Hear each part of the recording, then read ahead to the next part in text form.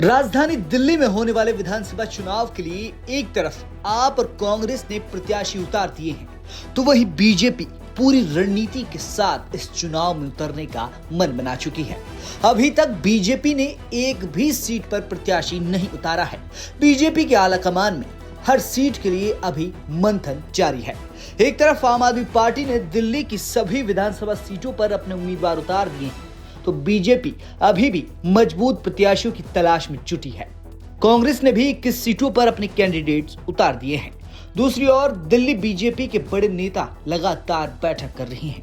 बैठक में हर सीट के लिए मजबूत उम्मीदवार पर चर्चा हो रही है। सूत्रों के हवाले से खबर है कि बीजेपी ने इंटरनल सर्वे कराया है, जिसमें पता चला है कि पार्टी कितनी सीटों पर मजबूत है, कितनी सीटों पर क्लोज फाइट है और कितने प्रतिशत वोट मिलने का अनुमान है। इस रिपोर्ट में इन सभी सवालों के जवाब जानेंगे। दिल्ली विधानसभा चुनाव को लेकर तमाम सियासी दल अपने अपने तरीके से तैयारी कर रहे हैं। कोई सत्ता बचाने के लिए प्रयास कर रहा है, तो कोई दिल्ली में खाता खोलने को बेताब है, तो कोई सत्ता में आने की जद्दोजहद में है। उन्हीं में से एक पार्टी है बीजेपी, जो पिछले 27 सालों से दिल्ली की सत्ता से कोसों दूर है। ऐसे में इस बार बीजेपी मजबूती के साथ दिल्ली चुनाव में उतर रही है। खबर है कि चुनाव से पहले बीजेपी ने दिल्ली की 70 सीटों पर इंटरनल सर्वे करवाया है। बीजेपी के अंदरूनी सर्वे में 40 सीटों पर बीजेपी और आम आदमी पार्टी के बीच कड़े मुकाबले का अनुमान है। वहीं नई दिल्ली, ओखला, ग्रेटर कैलाश और मालवीय नगर जैसी कुछ सीटें हैं, जहां आपको फिलहाल आगे माना जा रहा है।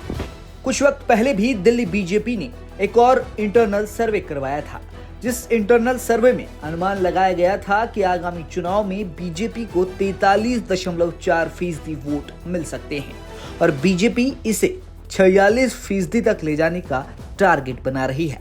अगर पिछले चुनाव में बीजेपी का वोट शेयर देखें तो 2020 में बीजेपी को दिल्ली चुनाव में 38.51% वोट मिला था और बीजेपी ने 8 सीट जीती थी।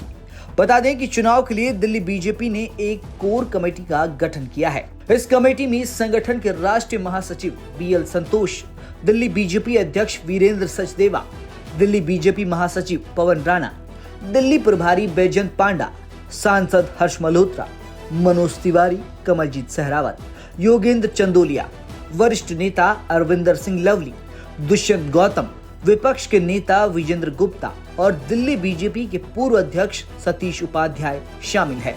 बीजेपी इन दिनों उम्मीदवारों के नाम पर लगातार चर्चा कर रही है। पिछले 2 विधानसभा चुनाव में दिल्ली में बीजेपी का प्रदर्शन काफी निराशाजनक रहा। 2015 में बीजेपी ने महज 3 सीटें जीती थी और 2020 में बीजेपी को 8 सीटें मिली थी। वहीं पिछले 3 लोकसभा चुनाव की बात करें तो बीजेपी ने तीनों बार दिल्ली की 7 सीटों पर क्लीन स्वीप किया।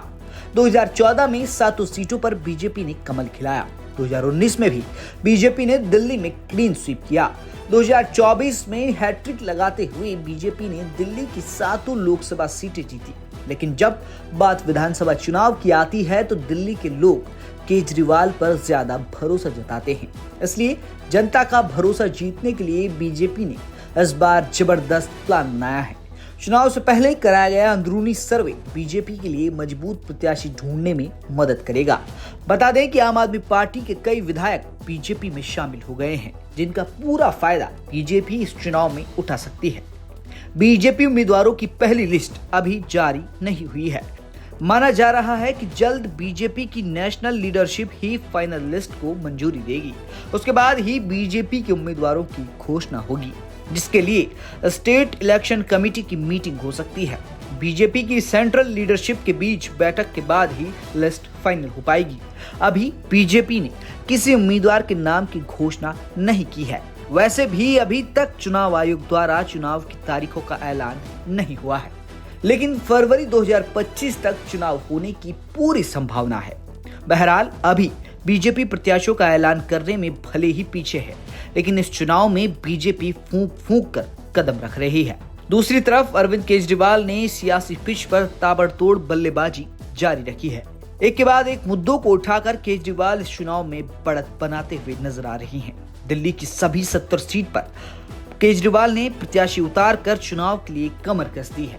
और ऐसे में मनोवैज्ञानिक बढ़त भी इस वक्त आम आदमी पार्टी के पास है। देखना है कि इस चुनाव में किस पार्टी को दिल्ली की सत्ता नसीब हो पाती है। ब्यूरो रिपोर्ट, दिल्ली तक।